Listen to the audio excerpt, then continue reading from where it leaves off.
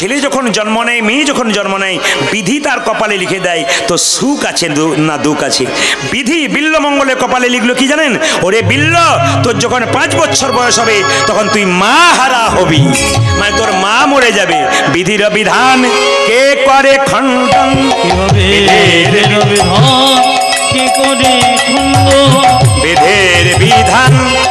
কে করে খণ্ডন, বিধির বিধান কে করে খণ্ডন, কেহ বুঝিতে নারী না না, বিধির বিধান কে করে খণ্ডন, কেহ বুঝিতে নারী না, কেহ বুঝিতে না রে।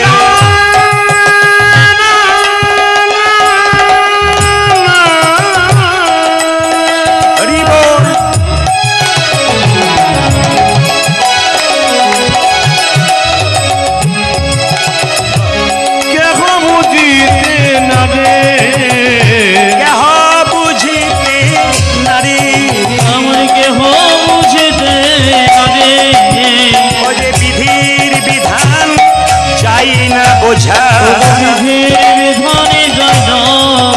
ও যে বিধির লিখন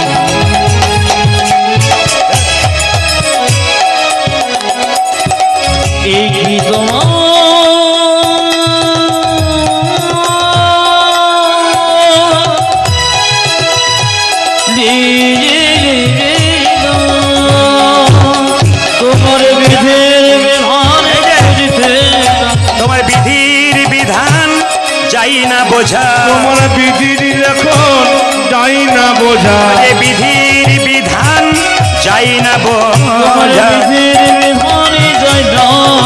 ওই যে কারে বা হাসাই কারে বা কাঁদাই, বিধির লিখন যাই না বোঝা, ওই যে বিধির নিদাই গৌর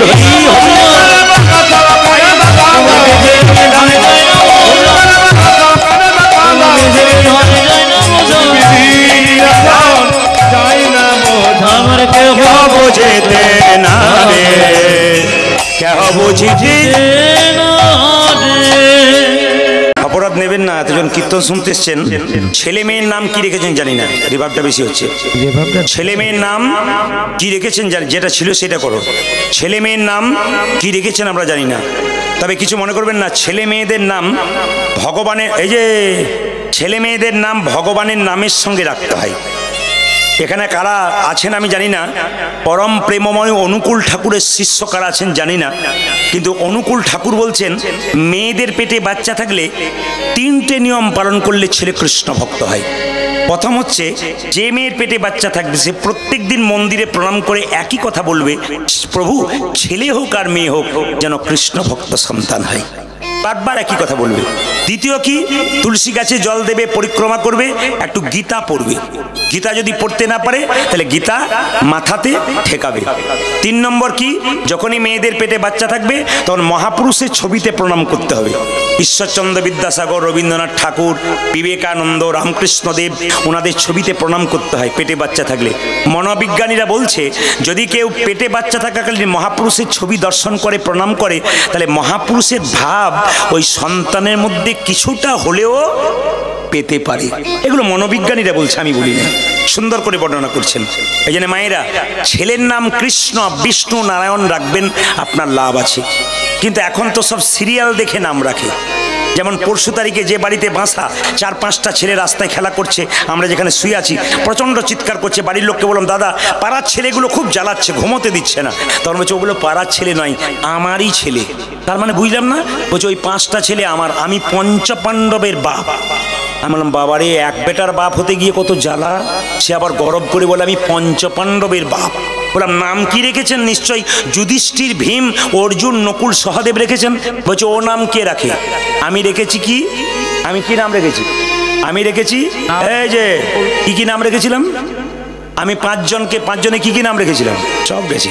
কি নাম রেখেছিলাম? আমি 5 জনের নাম রেখেছিলাম কি? হ্যাঁ, যুধিষ্ঠির, ভীম, নকুল, সহদেব, এগুলো নাম রাখি নাই। আমি রেখেছি ঝন্টু, মন্টু, নন্টু, আর 4 আর 5 নম্বর নাম রেখেছি নাট আর বল্টু। আমার দাদা কিছু মনে করবেন না, 3টে নাম যে রেখেছেন ঝন্টু, মন্টু, নন্টু, কোনো অসুবিধা নাই। শেষ 2টো নাম যে রেখেছেন না, ওটা আপনার কাজে লেগে যাবে। বলছে, কখন কাজে লাগবে? বললাম, আপনার যখন বয়স হবে, শরীরের পাশগুলো ঢিলো হবে, তখন নাট বল্টু আপনাকে টাইট দিতে শুরু করবে, তখনও বুঝবে যে নাট বল্টুর পাওয়ার কি আছে। না কি বলছেন? নাম রাখবেন কি? অজামিল। ভাগবত পড়ুন। অজামিল চরিত্রহীন ছিল, মাতাল ছিল, বদমাইশ ছিল, চোর ছিল, কিন্তু স্ত্রী ভক্তিমতী ছিল। ছেলের নাম রেখেছিল নারায়ণ। চোর হোক আর ডাকাত হোক, ছেলেকে কে না ভালোবাসে? একদিন অজামিল যখন মৃত্যুর সময় নর্দমায় পড়ে গেছে, এবার মারা যাবে, তখন ছেলে নারায়ণকে বারবার ডাকছে, নারায়ণ নারায়ণ করে মৃত্যু হলো নারায়ণের নাম নিয়ে। অজামিলের জায়গা হলো বৈকুণ্ঠ ধাম। বাবা, ওই জন্য ছেলের নাম কৃষ্ণ বিষ্ণু রাখলে 10 বার ডাকবেন, 2 বার গাল দেবেন, 8 বার তো ভালোভাবে ডাকবেন। ছেলের নাম রাখলো কি? বিল্লমঙ্গল। বিল্লমঙ্গলের মায়ের যখন বিল্লমঙ্গলের যখন 4 বছর বয়স হলো, বিল্লমঙ্গল মায়ের একটা কঠিন রোগ হলো। তাকাবেন এদিকে, যক্ষা রোগ।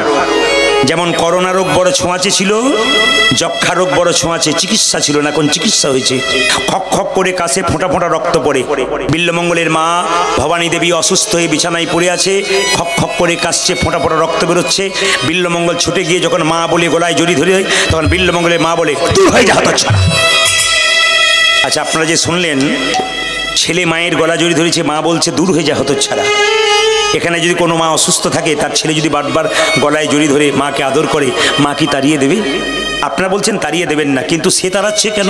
একটাই কারণে তাড়াচ্ছে, সে জানে আমার যে রাজরোগ হয়েছে, সেই রোগটা বারবার যদি ছেলে আমার কাছে আসে, সেই রাজরোগ তার মধ্যে হবে, আমার বংশে প্রদীপ জ্বালানোর জন্য কেউ থাকবে না। তাই তিনি কি করলেন? বারবার তাড়িয়ে দিলেন। একসময় বিল্লমঙ্গল জোর করে গিয়ে মায়ের বুকে ঝাঁপিয়ে পড়ল, আর মায়ের মুখ থেকে 1 ফোঁটা রক্ত বিল্লমঙ্গলের হাতে পড়ল। বিল্লমঙ্গল জিজ্ঞেস করলো, মা এটা কি? মা বলে উঠল, খোকা, আমার পরপারে যাবার নিমন্ত্রণ পত্র। আমি আর বেশি দিন বাঁচবো না বাবা, এই সংসার ছেড়ে চলে যাব। কোথায় যাবে মা তুমি? বিল্লমঙ্গলের মা বললো, এমন এক জায়গায় চলে যাব, কেউ আমাকে খুঁজে পাবে না। ছোট্ট বিল্লমঙ্গল মায়ের গলা জড়িয়ে ধরে বলল, মা আমিও তোমার সঙ্গে যাব। মা তার মুখে হাত চাপা দিয়ে বলল, চুপ কর হতভাগা, তুই কেন যাবি? এ কথা বলতে বলতে একদিন বিল্লমঙ্গলের মা মারা গেল। যখনই বিল্লমঙ্গলের মা মারা গেল, বিল্লমঙ্গলকে খবর দিল ছেলেরা, তোর মা নাকি মারা গেছে। বিল্লমঙ্গল পাড়ায় পাড়ায় যাকে দেখছে তাকে বলছে, ও মাসি, মা মারা গেলে কি হয়? 5 বছরের ছেলে তো। ও পিসি, মা মারা গেলে কি হয়? সবাই বলছে, মা মারা গেলে পৃথিবীর সবচাইতে আপন মানুষটা চলে যায়। আরে তোর মা মারা গেছে কি হবে? আমাদেরকে মা বলবি রে? ওরা তো পাড়ার মেয়েরা সান্ত্বনা দেয় 2-4 জনের জন্য। আসল মা চলে গেলে কি আর পাওয়া যায়? আপনাদের কাছে নিবেদন রইল, যে যেখানে বসে আছেন, শুধু টাচ দিয়ে যাব, বেশি করে নয়, মন দিয়ে শুনবেন। যে যেখানে বসে আছেন, মা বাবার মতো আপন পৃথিবীতে কেউ নাই। যদি মনে করেন যে মা বাবাকে কেউ কাঁদাবেন নি, নিজে বড় হবেন, আপনি ঠকছেন, কাউকে ঠকাচ্ছেন না। যদি কোনো মেয়ে, যারা মা আছেন আর যারা বোন আছেন আমার, তাদেরকে বলবো, রক্ত গরমে অহংকারে বৃদ্ধাকে যদি খেতে না দাও, তুমি যদি মনে করো আমার ছেলেকে নিয়ে আমি বাইরে মানুষ করব, বড় করব, আপনার ছেলে মানুষ হবে না, অমানুষ হবে। আপনার ছেলে তো আপনার কাছ থেকে শিখছে আপনি কেমন ব্যবহার করলেন বিদ্যার সঙ্গে।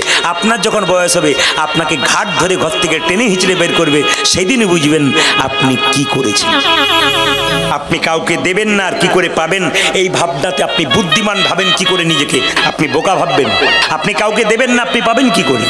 তাই আপনাদের কাছে নিবেদন রইল, মায়ের মতো আপন কেউ হয় না।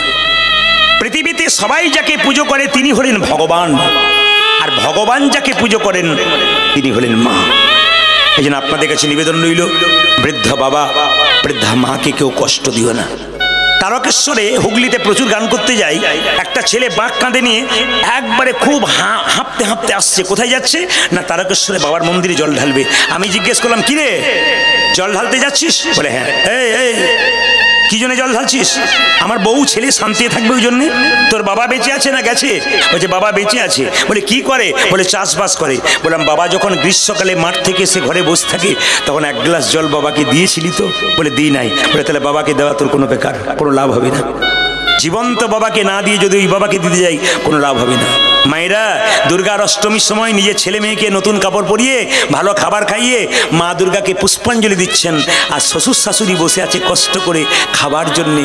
তাকিয়ে দেখুন, মা দুর্গা বলবে মাটির প্রতিমা পুজিস রে তুই, আগে ঘরের মা বাবাকে পুজো কর, জীবন্ত মা বাবাকে পুজো কর। একটা মায়ের পেটে একটা বাচ্চা 10 মাস 10 দিন জায়গা হয়, সেই ছেলে বড় হয়ে মেদিনীপুর টাউনে বিরাট বড় ফ্ল্যাট কেনে, আত্মীয় স্বজন শ্বশুর শাশুড়ি সবার জায়গা হয়, শুধু মা বাবার হয় না। কি লাভ আছে কীর্তন শুনে? হাত তুলে কি লাভ আছে? আর পেছন থেকে চিৎকার করে কি লাভ আছে? আগে নিজের বিবেককে প্রশ্ন করবেন, আপনি আপনার বাবা মাকে দিয়েছিলেন কিনা। যদি বিবেক যদি আপনার প্রশ্ন করে, রাত্রিবেলায় চিন্তা করে বিবেককে প্রশ্ন করবেন, আমি যাকে প্রশ্ন করছি আমি আমাকে প্রশ্ন করব, আমি আমার বাবা মাকে দিয়েছিলাম কিনা। তৈরি হয়ে থাকুন, আপনিও পাবেন না। জোর গলায় বলে গেলাম, ইউটিউব হচ্ছে, ক্যামেরার মাধ্যমে বিশ্বের মানুষ শুনতে পাবে। শুধু একটা কথাই বলে কি, নিজের বাবা মাকে কেউ যদি না দেয় তবে এবারে 100% তৈরি থাকুন, আপনার ছেলে বড় হলে আপনি জীবনে তার কাছে কিচ্ছু পাবেন না। একবারে 100% আপনি করবেন, আপনি পাবেন, একবারে সাক্ষাৎ। তাই বিল্লমঙ্গলের মা যখন মরে গেল, বিল্লমঙ্গল চিৎকার করে বলে উঠল, মা তোমার মতো আপন আর কেউ নাই। একদিকে বাঁশের মাচাতে বলো হরি বলে শ্মশান ঘাটে নিয়ে যাচ্ছে, আর বিল্লমঙ্গল কাঁদছে, তুমি যে মা সবে থেকে আপন, মা তুমি যেমন সবে থেকে আপন, মা তুমি যে মা সবে থেকে আপন, মা তুমি যে মা সবে থেকে আপন, মা তুমি যে মা সবে থেকে আপন, তুমি যে মা সবে থেকে আপন, তুমি আকাশ তুমি বাতাস, মাগো তুমি মাগো তুমি বাতাস, তুমি আকাশ তুমি মা তুমি আকাশ তুমি বাতাস, তুমি যে ভুবন, তুমি যে মা সব থেকে আপন, তুমি যেমন সবে থেকে যাবো, তুমি যে মা সবে থেকে আপন, আমাকে জন্ম দিলে মা কত না ব্যথাই, 10 মাস 10 দিন গর্ভেতে লুকাই, আমাকে জন্ম দিলে কত না ব্যথা, 10 মাস 10 দিন গর্ভেতে লুকাই, আমাকে জন্ম দিলে মা কত না ব্যথা, 10 মাস 10 দিন গর্ভেতে লুকাই, আমাকে জন্ম দিলি কত না ব্যথা, 10 মাস 10 দিন গর্ভেতে লুকাই, তোমারই কোলে শুয়ে কত না আদর খেয়ে, তোমারে কোলে শুয়ে কত না আদর খেয়ে, তোমারই কোলে শুয়ে কত না আদর, মা তোমারই কোলে শুই কত না আদর খেয়ে, করিলে মাগো আমারে যতন, মা তুমি যে মা সবে থেকে যাবো, মা তুমি যে মা সবে থেকে আপন, মা তুমি যে মা সব থেকে আপন, তুমি যে মা সব থেকে আপন, মা তুমি যে মা সব থেকে আপন, মা জননী সব থেকে আপন, মা তুমি যে মা সব থেকে আপন, মা তুমি যে মা সব থেকে আপন, মা তুমি যে মা, এ কথা সত্য। বিল্লমঙ্গলে কত বছর বয়সে মা মারা গেল? জোরে বলুন। 5 বছর বয়সে। এ কথা সত্য। ছেলের যদি বাবা মারা যায় এ সংসারে, তাহলে মা দেখবেন টেনে হিঁচড়ে ছেলেকে মানুষ করে দেয়। কিন্তু যদি মা মারা যায়, বাবার ক্ষমতা নাই ছেলেকে আর মানুষ করতে পারে। এই দিকে তাকাবেন। ছেলের যদি মা মারা যায়, তাহলে বাবা তাকে মানুষ করতে পারে না। কেন? বাবা যদি ছেলেকে মারধর করতে যায়, পাড়ার লোকে বলে তোমার কোনো মনুষ্যত্ব নাই, ছেলেটার মা মারা গেছে, তুমি মারধর করছো, একটু আদর করতে পারো না। কিন্তু ছেলে যদি বাবা মারা যায়, মা যদি মারধর করে ছেলেকে, লোকে বলে ঠিকই করছে, বাবাটা মরে গেছে, ছেলে কেমন বদমাইশি করছে, মা কত কষ্ট করে মানুষ করছে, মাকে সমর্থন করে। কিন্তু আপনাদেরকে জানিয়ে দিতে চাই, যে যেখানে বসে আছেন, বাচ্চা ছেলেকে মানুষ করতে গেলে কতগুলো টিপস বলে যায় শাস্ত্রের। কি টিপস? মন দিয়ে শুনবেন। প্রথম হচ্ছে, আপনার বাচ্চার হাতে আপনি মোবাইল ফোন দেবেন না। এই আসরে দাঁড়িয়ে বলে গেলাম, যদি কোনো বাচ্চাকে আপনি মোবাইল দিয়েছেন, এ মাথায় রেখে যান, আপনার বাচ্চা কিন্তু শেষ হয়ে গেল। আপনার বাচ্চাকে আপনার মানুষ করতে পারবেন না, একবার পাক্কা। তুই রামকৃষ্ণ দেব বলেছেন, বাচ্চার মন কচি বাঁশের মতো, যেদিকে বাঁকাবেন সেদিকে বাঁকবে, বাঁশ মোটা হলে আর বাঁকবে না। শিক্ষা দেবেন তো ছোট থেকে দেবেন। প্রমাণ কি? এইটুকু বাচ্চা চা খেলো বা টিফিন খেলো, ব্যাগ একটা পিঠে চাপিয়ে দিলেন, 25 কেজি, যা স্কুলে চলে যা, নিশ্চয়ই পাঠাবেন। তার আগে আপনাদের বলে যাই, মা তাকে বলবে, খোকা ব্যাগটা পিঠে নেবার আগে মন্দিরে প্রণাম করে আয়, তো দাদু ঠাকুমাকে প্রণাম কর, আমাকে তোর মাকে প্রণাম কর। সংস্কার শেখাবেন বাচ্চাকে। যদি ছোটতে শেখাবেন, শিখলো, বড় হয়ে গেলে আর কোনো হাত নাই। চাণক্যদেব বলেছেন, 5 বছর পর্যন্ত বাচ্চার কোনো দোষ ধরবে না, ও খেলবে, পড়বে, ভাঙবে, কিচ্ছু বলবে না। চাণক্যদেবের বাণী। তিনি বললেন, 5 থেকে 15 পর্যন্ত ছেলে মেয়েকে শাসনের চোখে রাখুন, নইলে ছেলে মেয়ে বিগড়ে যাবে। যখনই আপনার ছেলে মেয়ের, যারা মা আছেন, যারা বাবা আছেন, এখনো মাথায় রাখবেন, 5 থেকে 15 পর্যন্ত একবারে লাল চোখে রাখবেন। আমার কথা নয়, চাণক্যদেবের কথা। কিন্তু যখনই 15-16 পেরিয়ে যাবে, তখনই বাবা মায়ের সঙ্গে ছেলের সম্পর্ক হবে পুত্রা মিত্রা পদাচরে, মানে ছেলে মেয়ের সঙ্গে সম্পর্ক হবে বন্ধুর মতো, নইলে ছেলে মেয়ে বিগড়ে যাবে। বিল্লমঙ্গল আস্তে আস্তে বড় হলো, 20 বছর বয়স হয়ে গেল, কিন্তু বাবা আদর দিয়ে দিয়ে মাথায় তুলে দিয়েছে, শাসন করে নাই। পাড়ার কতগুলো ছেলে একদিন বলে উঠলো, বিল্ল কি খবর শুনেছিস? বলে কি রে? কৃষ্ণবেন্না নদীর ওপর একটা পতিতালয় আছে, ওখানে একটা সুন্দরী মেয়ে এসেছে, তার 16 বছর বয়স, তার নাম চিন্তামণি, একবার গেলে হতো না? সবাই যাচ্ছে দেখতে, চল আমরাও দেখতে যাব। মায়েরা, অসৎ সঙ্গে ছেলে মিশলো, আর সঙ্গে সঙ্গে ওই ছেলেদের সঙ্গে বিল্লমঙ্গল চলে গেল নদীর ওপারে, কৃষ্ণবেন্না নদীর ওপারে পতিতালয়ে। সুন্দরী মেয়ে, তার নাম চিন্তামণি। বিল্লমঙ্গলের বয়স তখন 20, আর চিন্তার বয়স 16। যেই না বিল্লমঙ্গল নদীর পারে গিয়ে পতিতালয়ে চিন্তাকে দেখলো, চোখাচোখি হতে হতেই চিন্তার সঙ্গে বিল্লমঙ্গলের প্রেম হয়ে গেল। ওগো নদী পারে এক পতিতা, নাম চিন্তামণি। ও যে নদীর পারে এক পতিতা, হরি বল।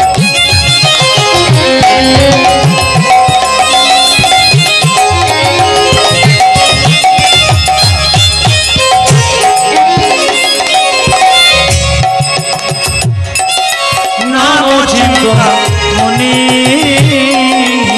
নদী পারে এক পতিতা, নাম চিন্তামণি। যে নদী পাড়ে এক পতিতা, নাম চিন্তামণি। তাহাতে আসক্ত ব্রাহ্মণ দিবস রজনী, তাহাতে আসক্ত ব্রহ্ম দেব সরজনে। তাহাতে আসক্ত ব্রাহ্মণ দিবস রজনী। তাহাতে এক সপ্ত ব্রাহ্মণ দিবস রজনী। চিন্তামণি, চিন্তামণি, প্রাণীর চিন্তামণি। ও চিন্তামণি, চিন্তামণি, প্রাণে চিন্তামণি। তুমি ছাড়া এ জগতে কেহ নাই আপনি তুমি ছাড়া যে জগতে কেহ নাই আপনি তুমি ছাড়া এ জগতে কেহ নাই আপনি তুমি ছাড়া কেহ নয় আমার প্রাণের চিন্তামণি আমার প্রাণে চিন্তামণি আমার প্রাণের চিন্তামণি আমার প্রাণের চিন্তামণি। মায়েরা এই দিয়ে দেখান, আপনারা যারা বাবা হয়েছেন মন দিয়ে শুনবেন, ছেলে যদি খারাপ কাজ করে বাবার কাছে নালিশ যায়, বাবা ছেলেকে একবার ডাকে না? ব্রাহ্মণকে শিবশঙ্করকে একজন বলল, শিবশঙ্কর তুমি তো দিব্যি পুজো পাঠ করছো, ছেলের দিকে নজর দিয়েছো? বলে কেন? তোমার ছেলে তো পুজো পাঠ তো করে না, মন্দিরে যায় না, পতিতালয়ে যায়, চিন্তামণির সঙ্গে প্রেম হয়েছে।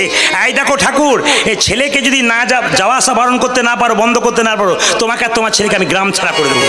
গ্রামের লোকজন যখন এই কথা বললো তখন তাড়াতাড়ি বিল্লমঙ্গলকে তার বাবা ডাকলো, বিল্ল বাবা তুই নাকি পতিতালয়ে যাস? একবারে চুপ। এই তুই নাকি পতিতালয়ে যাস? বাঁশ তো তখন মোটা হয়ে গেছে, আর নেবে কেন কথা? এক কানে ঢোকাল, এক কানে যাস না বাবা, তুই যদি যাস না গ্রাম থেকে তোকে আর আমাকে তাড়িয়ে দেবে, আমার মান সম্মান আছে, কলঙ্ক নিতে হবে। পুজো পাঠ কর, গায়ত্রী মন্ত্র জপ কর, তুই ব্রাহ্মণের ছেলে, যা পুজো পাঠ কর। বাবার কথা শুনলো, এক কানে বেরিয়ে গেল। একদিন তার বাবা বিল্লমঙ্গল, তার বাবা শিবশঙ্কর মারা গেল। কিছু মনে করবেন না যারা কীর্তন শুনছেন, বলুন তো ব্রাহ্মণদের কেউ মারা গেলে তাদের কতদিনের কাজ হয়? জোরে বলুন, আপনাদের কতদিন হয়? 10 দিনে, তাই তো? হ্যাঁ ঠিক 10 দিনে। তো সবাই লক্ষ্য করুন 10 দিনে। এখন লক্ষ্য করুন, অসহজ অবস্থায় প্রত্যেক দিন বিল্লমঙ্গল চিন্তার কাছে যায়। এখন একটা প্রশ্ন আসছে, কেউ যদি মারা যায়, আপনারা জোরে বলবেন, দেহটা মারা যায় না আত্মা মারা যায়? জোরে বলবেন, কোনটা মারা যায়? জোরে বলুন, দেহটা মারা যায়। বাহ! যদি শাস্ত্র বলছে বাসাংসি জিন্নানি যথা বিহায় নবানি ঘিন্নাতি নরহ পরাণী তথা শরীরানি বিহায় জিন্নন্নানি সংজাতি নবানি দেহি, মানে কি মা? যে কাপড়টা আপনি পরেছেন, যে জামা কাপড় এরা পরেছে, যেটা আমরা পরেছি, ওটা যখন জীর্ণ হয়ে যায় তখন আমরা নতুন কাপড় পরি। দেহ কি করে, আত্মা কি করে? জীর্ণ দেহ ত্যাগ করে নতুন দেহে যায়। প্রশ্ন করবেন, প্রদীপ বাবু যেদিন মারা যাবে তার আত্মা কোথায় যাবে? আপনারা যেদিন মারা যাবে আপনার আত্মা কোথায় যাবে? শাস্ত্র কি বলল? মানুষ কুলে জন্ম নিয়ে যে যেমন কর্ম করবে তার সেই রকম জন্ম হবে। যেমন ধরুন, কোনো মানুষ যদি মানুষ কুলে জন্ম নিয়ে পশুর মতো কথা বলে, অনেকে দেখবেন পশুর মতো চলাফেরা, লোকের সঙ্গে ভালো কথা বলতে জানে না, রাস্তা দিয়ে চলতে পারে না, লোকের সঙ্গে খারাপ ব্যবহার করে, পশু যেমন করে সেরকম করে, লোককে দেখলে বিরক্ত হয়ে যায়। যদি পশুর মতো কর্ম করে পরের জন্মে তার পশু কুলে জন্ম, শাস্ত্র বলল। মানুষ কুলে জন্ম নিয়ে কেউ যদি মানুষের মতো কর্ম করে পরের জন্মে আবার মানুষ হবে। আবার মানুষ হয়ে কেউ যদি মহাপুরুষের মতো কর্ম করে তবে তার দ্বিতীয় জন্ম হয় না, গোবিন্দচরণ প্রাপ্ত হয়। কেন বলুন তো? তাকাবেন, কেন? ধানকে সেদ্ধ করে মাঠে ছড়ালে তার যেমন দ্বিতীয় গাছ হয় না, যে দেহ হরিনামে সিদ্ধ হয়ে যায় তার দ্বিতীয় জন্ম হয় না, তার গোবিন্দচরণ প্রাপ্ত হয়ে যায়। জেনে নিন আপনারা, আপনাদের চক নারায়ণে ধরুন, কথার মানে বললাম, আজকে দুটো বাচ্চার জন্ম হয়েছে, ওই পাড়ায় একটা, এই পাড়ায় একটা। এইবার ধরুন একটা ছেলে বড় লোকের বাড়িতে জন্ম নিল, একটা ছেলে ভিখারির বাড়িতে জন্ম নিল। এর থেকে আপনার কি প্রমাণ পেলেন? যে বড় লোকের বাড়িতে জন্ম নিল তার পূর্বজন্মে ভালো কর্ম ছিল, আর যে গরিবের বাড়িতে জন্ম নিল তার পূর্বজন্মে খারাপ কর্ম ছিল। এবারও গরিবের বাড়িতে জন্ম নিচ্ছে, ওর কর্মের উপর নির্ভর করবে পরের জন্ম। আর যে বড় লোকের বাড়িতে জন্ম নিল তার কর্মের উপর জন্ম নেবে পরের জন্ম। আপনি এখন জন্ম নিয়েছেন, আপনার কর্মের উপর নির্ভর করবে আপনার পরের জন্ম। এবার প্রশ্ন হচ্ছে, আপনি মারা গেলে স্বর্গে যাবেন না নরকে যাবেন?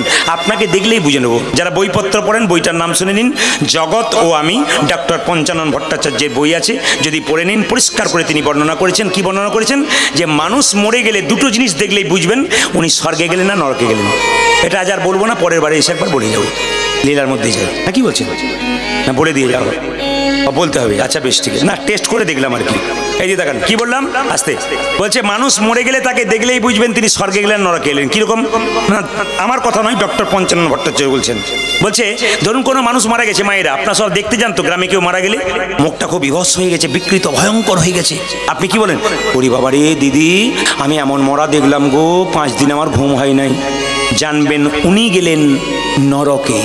মৃত্যুর সময় কারো মুখ যদি বিবস্ত্র হয়ে যায়, বিকৃত হয়ে যায়, ভয়ঙ্কর হয়ে যায়, জানবেন উনি গেলেন নরকে। আপনার মৃত্যুর পর আপনাকে দেখে কেউ যদি মনে হয় ওগো লোকটা মরে নাই, যেন ঘুমাচ্ছে, জানবেন আপনি স্বর্গে গেলেন।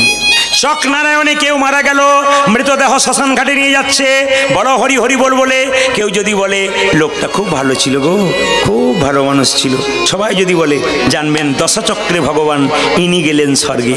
আর আপনার মৃত্যুর পর যদি বলে লোকটা খুব বদমাইশ ছিল, খুব দুষ্ট ছিল, এই লোকটার জন্য গ্রামে সব জ্বলে যাচ্ছে, এই লোকটা খুব খচ্চর, জানবেন ইনি যাচ্ছেন নরকে।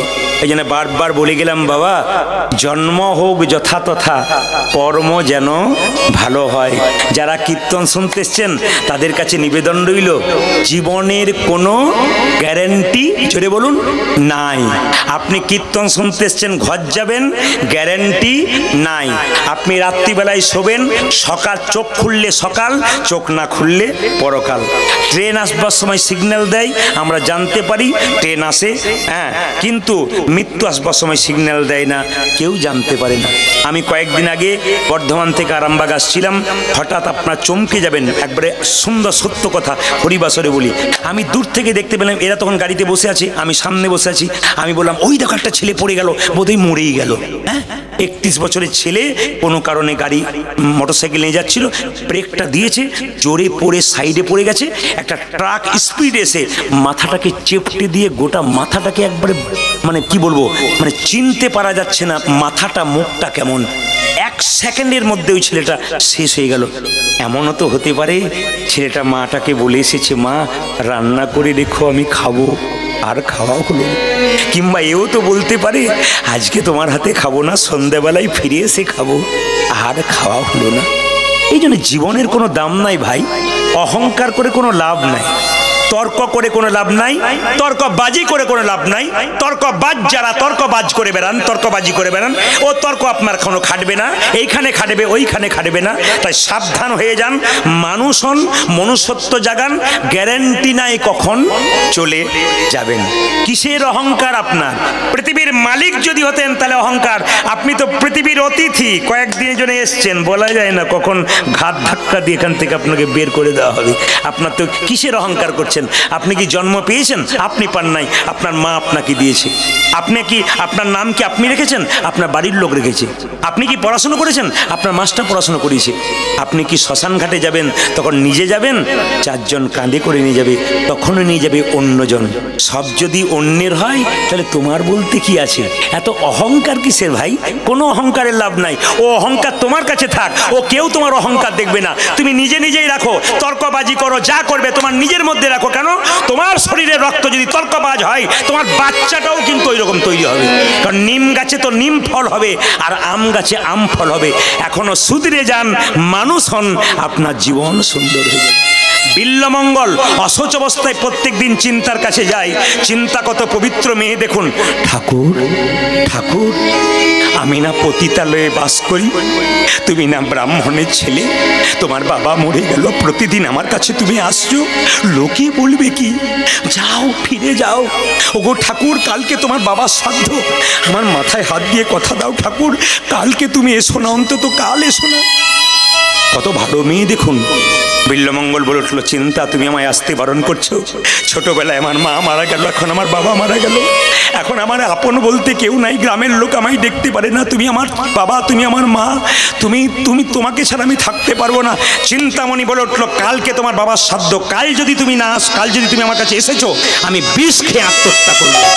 যেই না বলেছে বিষ খেয়ে আত্মহত্যা করবো, অমনি বিল্লমঙ্গল চিন্তার হাত ধরে ধরে বলল, তুমি চিন্তামণি প্রেমের রমণী, তুমি চিন্তামণি প্রেমের রমণী, তুমি চিন্তামণি প্রেমের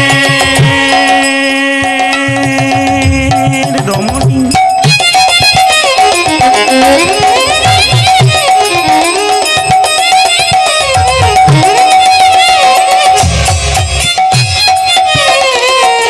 তুমি চিন্তামণি প্রেমের রমণী, তুমি হও পিতৃ মাতৃ, তুমি চিন্তামণি প্রেমের রমণী, তুমি হও পিতৃ মাতৃ। সন্ধ্যা যা যাজন তোমারই ভোজন সন্ধ্যা যাজন তোমারই ভোজন এই সন্ধ্যা যাজন তোমারই ভোজন তোমারই ভোজন তুমি বেদ মাতা গায়ত্রী সন্ধ্যা যাজন তোমারই ভোজন তুমি বেদ মাতা গায়ত্রী তুমি ছাড়া আর কেউ নাই তুমি সরজন কেউ নয় আমার তুমি ছাড়া আর কেউ নাই আমার তুমি ছাড়া যার কেহ নাই ও যে তুমি আমার পিতৃমাতৃ তুমি ছাড়া আর কেউ নাই আমার তুমি ও যে তুমি ছাড়া আর নিতাই তুমি আমার পিতৃমাতৃ তুমি ছাড়া আর কেউ নয় তুমি আমার পিতৃমাতৃ তুমি ছাড়া আর কেউ নয় আমার তুমি ছাড়া যার কেহ নাই আমার তুমি বেদমত বিল্লমঙ্গল চিন্তার মাথায় হাত দিয়ে কথা দিল কালকে চেষ্টা করব তোমার কাছে না আসার, কিন্তু যদি চলে আসি তুমি কিন্তু মরো না। আমাকে আমি কথা দিলাম তোমার কাছে আমি আসবো না। কিন্তু মায়েরা সবাই লক্ষ্য করুন, বিল্লমঙ্গলে বাবার শ্রাদ্ধ, ব্রাহ্মণ এসেছে তাকে শ্রাদ্ধ সারাতে, এইদিকে তাকাবেন, হাতে জলটা দিয়েছে, নিয়ে যেয়ে বলছে বল নমঃ বিষ্ণু নমো বিষ্ণু নমঃ বিষ্ণু নমঃ বিষ্ণু নমঃ বিষ্ণু নমঃ বিষ্ণু নমঃ বিষ্ণু নমঃ বিষ্ণু নমঃ বিষ্ণু নমঃ বিষ্ণু নমঃ বিষ্ণু নমঃ বিষ্ণু নমঃ। হাতে জল নিয়ে আচমন করবেন কেন? যদি বাড়িতে ছবি না থাকে কৃষ্ণের, তাহলে এক কাজ করুন, স্মৃতিশাস্ত্র বলল, বইটার নাম বলে দিলাম স্মৃতিশাস্ত্র। সে কি বলল? বলছে যদি সকালবেলায় ঘুম থেকে উঠে কেউ একটা কাজ করতে পারে তার গোবিন্দ দর্শন হয়। বলে কি? পরাগ্গে বসতে লক্ষ্মী পরমূলে তু সরস্বতী কার মধ্যে গোবিন্দম। টাকাটা গোনেন কি করে? এরকম করে নয়, পরাগ্গে করাগ্গে লক্ষ্মী লক্ষ্মী পরাগ্গে বসতে লক্ষ্মী পরমূলে তু সরস্বতী কার মধ্যে গোবিন্দম প্রভাতে কর দর্শনম। শাস্ত্রের কথা, সকালবেলায় ঘুম থেকে উঠে কেউ যদি নিজের কর দর্শন করে তার গোবিন্দ দর্শন হয়। এই জন্য বারবার সবাইকে বলবো, ঘুম থেকে উঠে অন্তত নিজের হাতটাকে দর্শন করে একবার প্রণাম করুন। শাস্ত্র বলছে আপনার গোবিন্দ দর্শন হবে। এখানে কেন আমরা আচমন করব? ভগবান বিষ্ণু এখানে বর্তমান আছে। লক্ষ্য করুন মায়েরা, মন যদি থাকে কে আবনে কি করিবে হরিনাম সংকীর্তনে। বিল্লমঙ্গলকে ব্রাহ্মণ মন্ত্রপাঠ করাচ্ছে, মন তোর ওখানে নাই। মনটা কোথায় আছে একবার জোরে বলুন তো, কোথায় আছে? চিন্তার কাছে পড়ে আছে। বল নমঃ বিষ্ণু নমঃ বিষ্ণু নমঃ বিষ্ণু নমঃ বিষ্ণু নমঃ বিষ্ণু নমঃ বিষ্ণু নমঃ বিষ্ণু নমঃ চিন্তামণি নমঃ চিন্তামণি নমঃ। বিষ্ণুর কথা বলছে আর বেটা চিন্তার কথা বলছে। রইল তোর বাপের শ্রাদ্ধ। ব্রাহ্মণ ডেকে চলে গেল। কিছু মনে করবেন না মা, উপবাস যদি কেউ করে না শরীর খুব ক্লান্ত হয়ে যায়, মনে হয় এবার ঘুমিয়ে পড়লে ভালো হয়। সারাদিন উপবাস ছিল, বিল্লমঙ্গল যখন ক্লান্ত হয়ে শুয়ে পড়েছে, হঠাৎ মাঝরাত্রিতে মনে পড়ে গেল চিন্তার কাছে একদিন যায় নাই, মনে হচ্ছে 1 বছর যাই নাই। আমি যাব, তাদের যা হয় হবে, আমি যাব। কৃষ্ণ বেন্না নদীর ওপারে চিন্তা বাস করে, আমি রাত্রির অন্ধকারে একাই যাব। কিন্তু যেতে গিয়ে বাদ সাধল কি? প্রকৃতি। যেই না দরজা খুলেছে অমনি ঝড় ঝঞ্ঝা বজ্রপাত। চিন্তা চিন্তা চিন্তা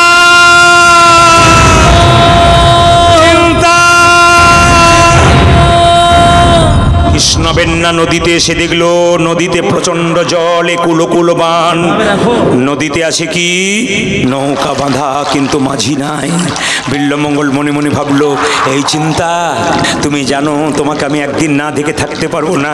তুমি একটা নদীতে কাঠ পাঠাতে পারতে তো আমি তোমাকে কাঠটাকে ধরে চলে যেতাম, কিন্তু তুমি তো কিছুই পাঠাওনি। তবে ওগো চিন্তা, আমি যে তোমাকে কত ভালোবাসি তা প্রমাণ দেব। পৃথিবীর মানুষ দেখবে, মৃত্যু হয় হবে, আমার দেহটাকে নৌকা করে আমি জলে ঝাঁপ দেবো, তাতে আমি মরি তো মরবো, তোমার জন্য মরবো। প্রচন্ড নদীতে জল, কৃষ্ণ বেন্না নদীতে ঝাঁপ দিল বিল্লমঙ্গল। আর পার হচ্ছে, মায়ের একটু উলুধ্বনি দেবেন, পারে কর হে।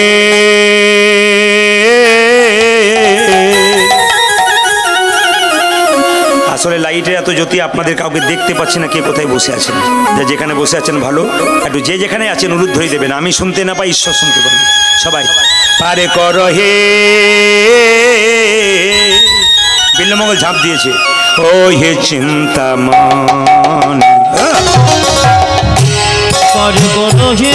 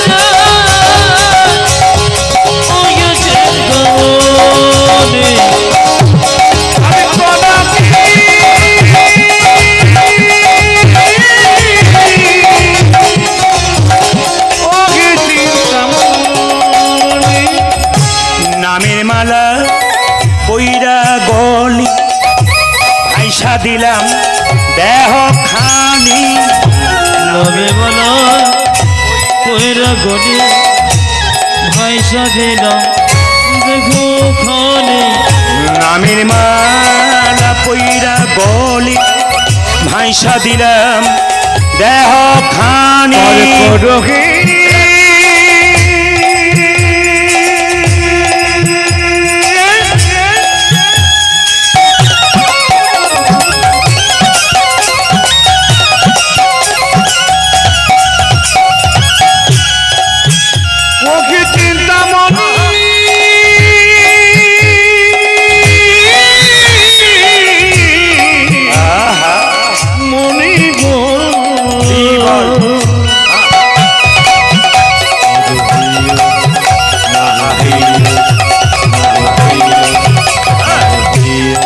আমায় তুমি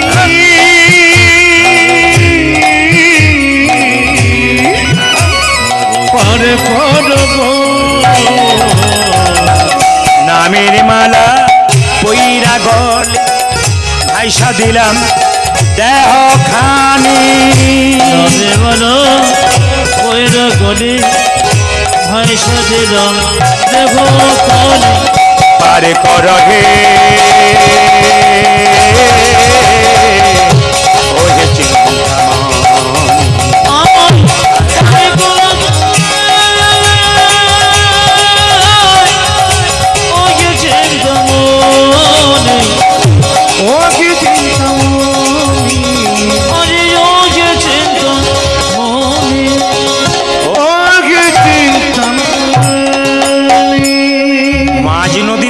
ঠিক পাচ্ছে না কোন দিকে যাবে, নদীতে প্রচন্ড জল তো আর ঠিক পাচ্ছে না কোন দিকে যাবে। হঠাৎ দেখতে পেলো একটা কালো কাঠ ভেসে আসছে। বাহ, এই কালো কাঠটাকে ধরে আমি চলে যাই। প্লেন হয়ে গেল মাঠটা। কালো কাঠটাকে ধরে আমি চলে যাই। যে না কালো কাঠ, বাবা চিন্তা, তুমি আমার জন্য কালো কাঠ পাঠিয়ে দিয়েছো গো। যে না কালো কাঠটাকে ধরে বিল্লমঙ্গল যাচ্ছে, কিভাবে যাচ্ছে দেখুন। প্রেমা বেগে লইয়া ডুবাই জল বেগে, প্রেমা বেগে লইয়া ডুবাই জল বেগে, প্রেমা বেগে লইয়া ডুবাই জল বেগে রিবোল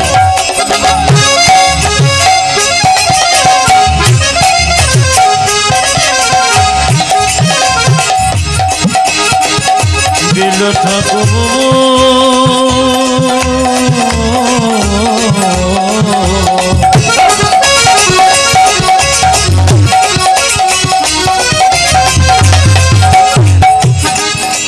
চলে চলে যে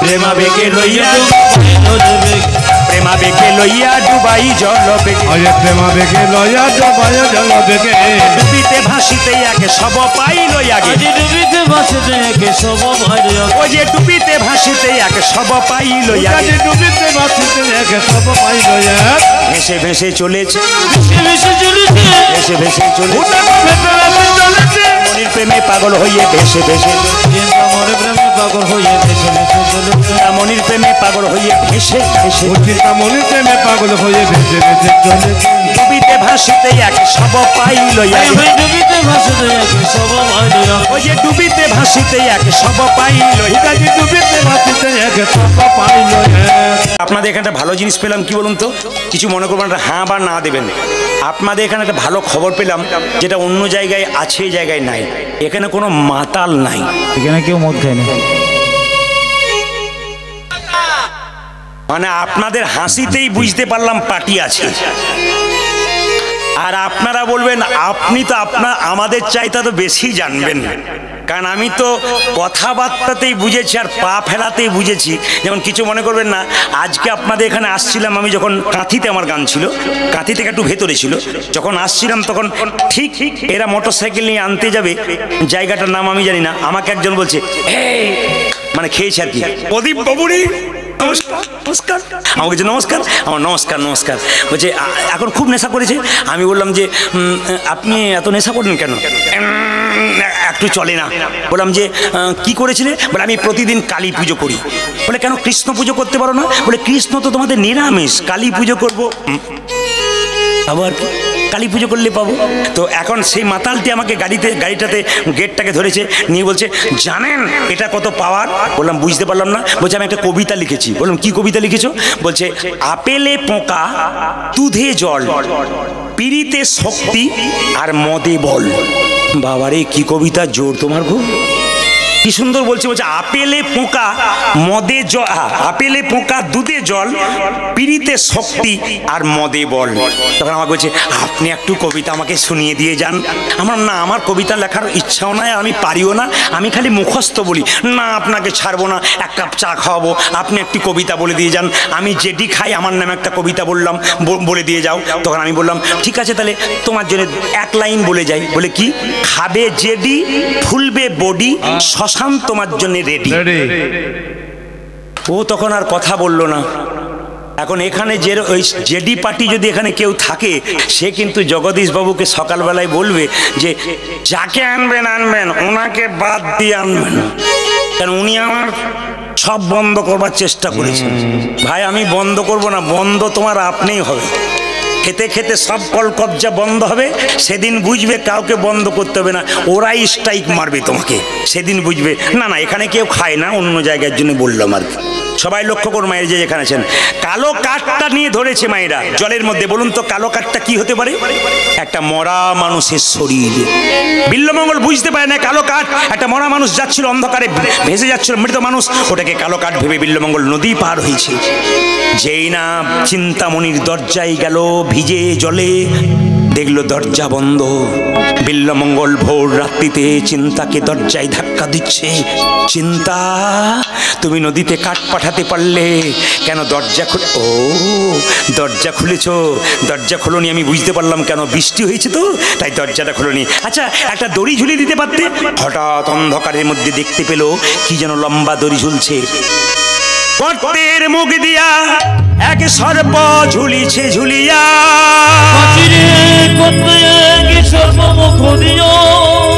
লঙ্ঘিত হইয়া আছে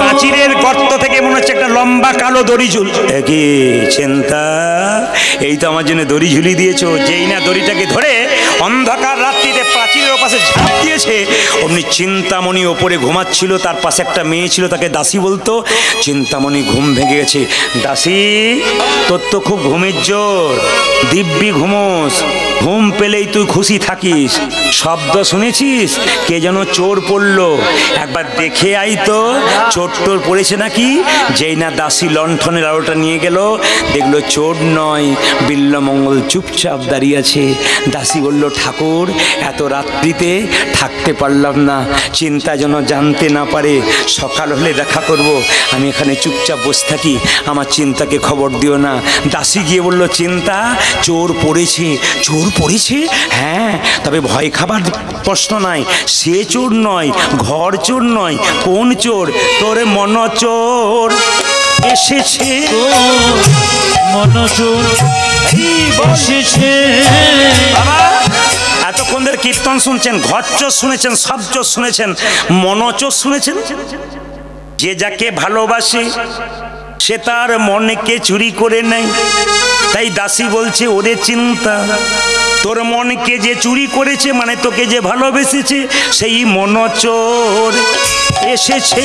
তোর মনচোর এসেছে, আমি দেখে এলাম ওরে চিন্তা, মনচোর এসেছে। আমরা দেখিল ওর চিন্তা ওর মনোযোগ এসেছে। আমি দেখে এলাম ওরে চিন্তা, মনচোর এসে।